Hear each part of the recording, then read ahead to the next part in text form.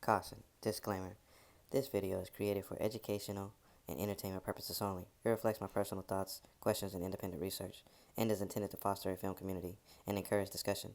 This content is not meant to offend, slander, or present complete or definitive truths. Please do not attempt or replace anything shown or discussed on this program.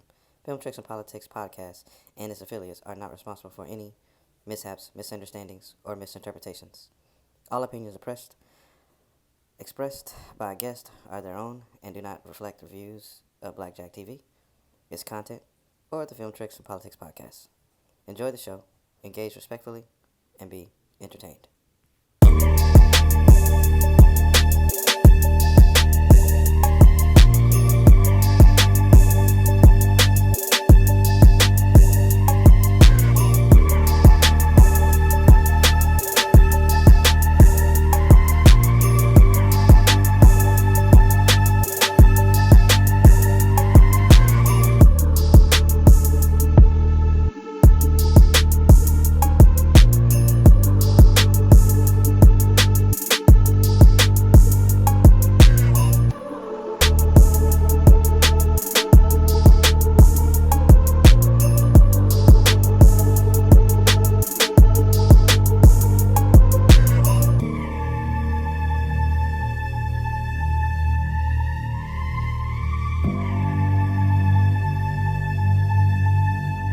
Danny got the size, huh? So, audio's rolling. It's solutions, and it's also creating problems for characters and solving problems for you. And why would... Hey, what's up, guys? We are back with Film Tricks and Politics. I'm Kane King. I was just starting off on scheduling, and I was just watching some Film Courage right now. I want to give a shout out to Film Courage. I want to give a shout out also to Studio Binder. I am not sponsored by Studio Binder or Film Courage at all, but I definitely watch their videos and have grew up on their videos for a long time. And just wanted to give them a shout out because I was just watching Mr. Sean Reed basically talk about his scheduling. So scheduling is important.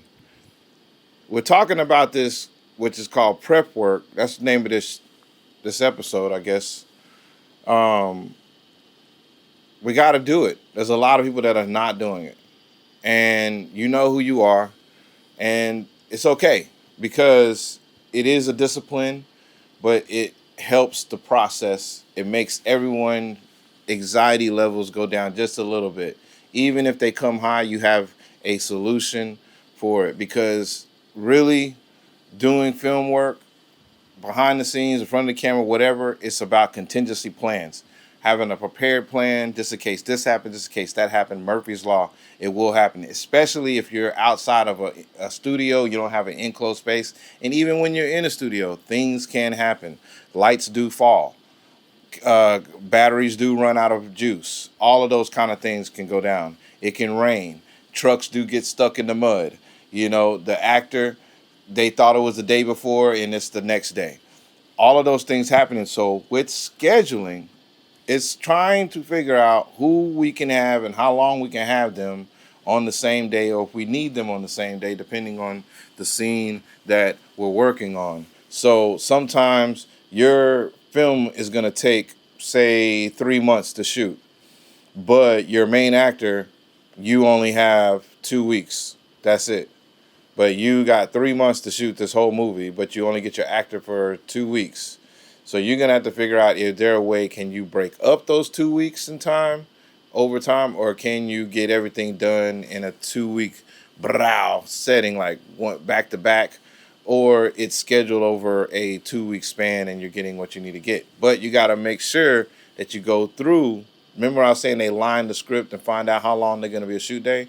Well, also we're lining that script to figure out who's in what scene together and how long, how many exteriors, how many interiors, how many daytime, nighttime shoots there are. So all of that is part of pre-production. It's part of pre-production. We don't go to a set and go to filming without knowing exactly what we're going to do. Now, there's no way for us to find out exactly how there's no way for us to find out how. So scheduling. I gotta remember where I was back at. Where is that? Yeah, shit. Yeah. So contingency plan, because shit happens. Just like, stuff happens. You know what I'm saying? Life is life, and you have to be prepared for that. What we make and what we show on the screen is the beauty of the teamwork and the perfection that comes with the teamwork. But behind that perfection, there's a whole bunch of knots, wires, bolts, duct tape, spit, gum from last week, some lonely PA holding it all together. Sometimes, and even on the more expensive, higher end productions. So scheduling is a living schedule the entire time, meaning that it's forever changing because we're human. Things are going to happen. People are going to get flat tires, can't make it. Contract wasn't right. Something's going to happen. So you got to be prepared for that. So that's why sometimes, the main actor will have an understudy. So just in case we lose the main, we got another person to keep going if the project's that important to get done without that main actor. Remember, we'll talk about that on Above the Line. If you're above the line, sometimes those main actors on there, you can't mess with that. The film, the actor's gone, main actor's gone, that film is done. Nobody's going to fund it. So, but we're talking about the AD, the assistant director. This person is like in it to win it, and they're working with this living schedule, meaning they have a living relationship, contact, communication with everybody on there, from the crew to the cast, maybe some producers. You know what I'm saying? Especially some co-producers that are working together. They have access to all of that, so that way they can schedule and make sure everybody can be there on their same time. Now, I mentioned the AD, the assistant director, but again, along with that prep work and that pre-production time, you're assembling the team. You're putting the team together. And your team is going to have, you're going to probably deal with your department heads, which is going to be your sound and mixing, your production design area, and then you're going to have your director of photography, okay? And then all of those people are going to generally have a team, and that's going to build out what's going to become the crew. Those are going to become the crew. And then sometimes you'll have a gaffer and a key grip. They kind of work together, have a company together, because a key grip probably going to have a lot of like gear, which is like the C-stands and sliders, cranes, stuff like that. The electrical, they run hand in hand. The gaffer deals with a lot of electrical stuff. So like I said, guys, I'm not going to try to get too technical, because I know a lot of y'all are like, he's nerding out on us. No, I'm bringing it back. But these are just different departments, and guys and girls who are listening to this, don't think that you just got to be a writer. Don't think you just got to be an actor. There's plenty of like gaffer people with professions making $300,000, $100,000 a year, making a good living, traveling the country, seeing different parts of the world, and having a great time. And some are probably making more than that, have their own companies, and they spread out to different production houses. So start looking at the world a little bit more specified in a field, and see what that field can bring you. So back to prepping and assembling a team. You're just building the team because you need to have the team in order to make this production be as successful as it can be. I'm going to put like a video up here that's going to show a couple of clips. You're going to see what's going on, what I'm talking about. That kind of shows like a diagram of like how these teams are set up and how they communicate, because I want to touch on that. I think in the chapter I wrote a note here. I said, not prepared. When you're not prepared, it's a travesty waiting to happen.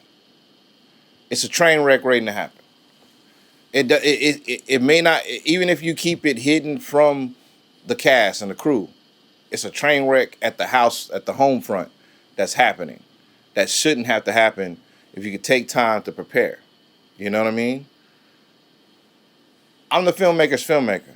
I say that because I've filmed on every single level I think there is to film on, besides maybe a super big blockbuster movie like Ryan Coogler. Hey, I'm out here. I'll come do whatever. So, but the concept of filming, the concept of what it is, I got that down. Look, this is something that when you're not prepared,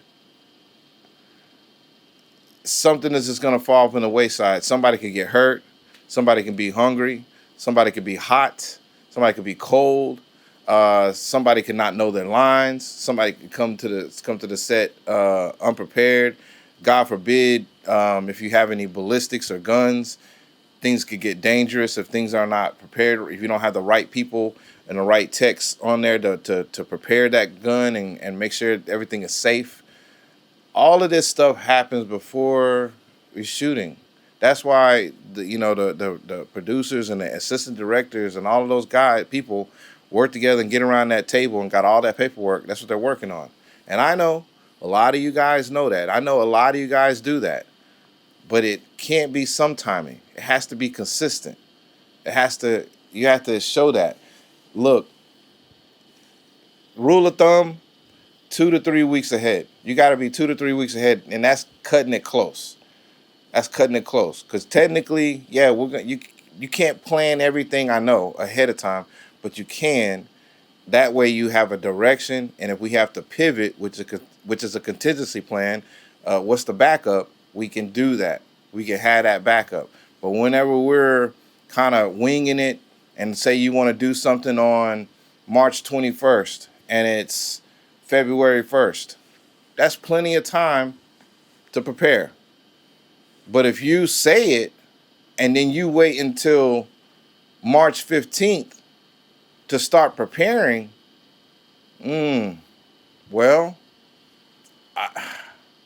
I don't think that was a good use of time there, and I think that's awful, like, disingenuous for another teammate to try to compensate whenever they're like, man, I actually really need 6 weeks to 2 weeks with your project, just your script, so I can break down what we're actually going to be doing.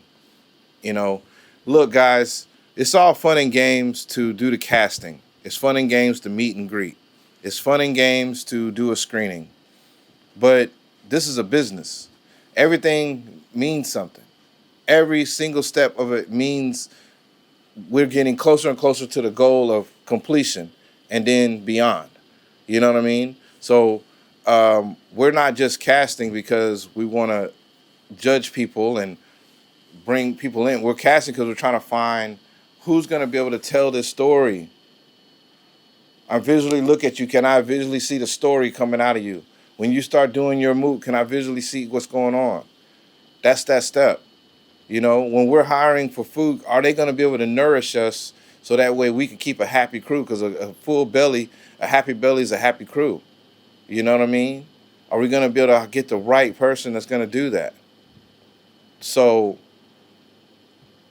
I'm going to close out here because I think I'm making my point with the prep. It wasn't to explain what happens during prep. It was explained really that we need to do it. It's a vital part of it.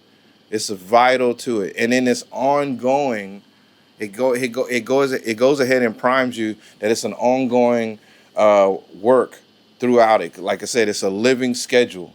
You know what I'm saying? When you're working on that schedule, you know what I mean? The prep work has to be there.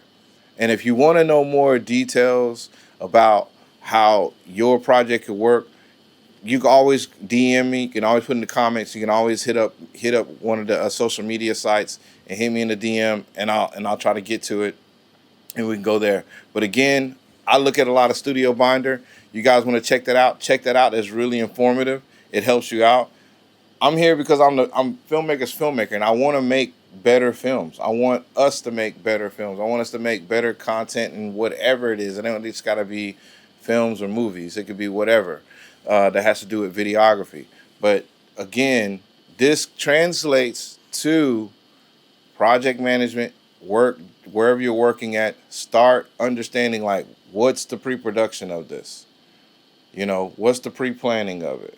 What is our plan? What are we doing? Don't just, you know, wing it all the time, you know. And I know a lot of my guys that are wingers out there that are risking it, just like, we just going to go do it. Keep doing that. Yes, we need that. That's how we learn.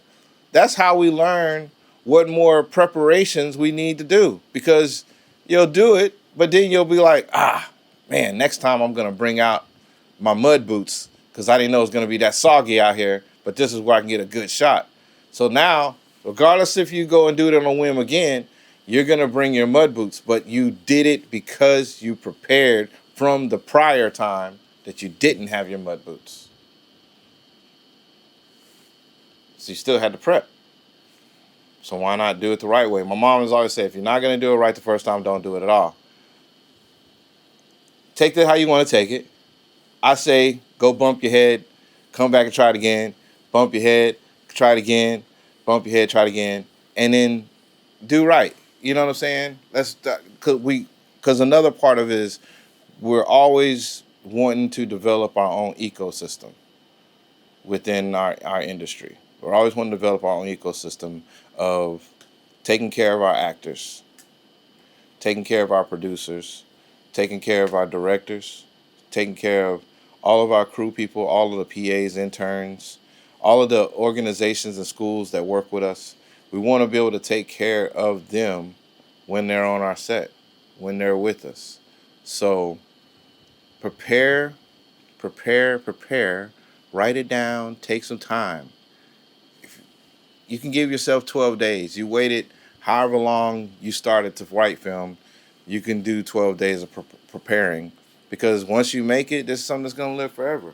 You know, it's going to be yours forever, from conception to completion and beyond is what we're talking about. And today was about prep work. And look, I'm Kane King, the Filmmaker's Filmmaker. This is Film Tricks and Politics, and I will see you guys next week. Peace. I'm out. Hold on. Cut.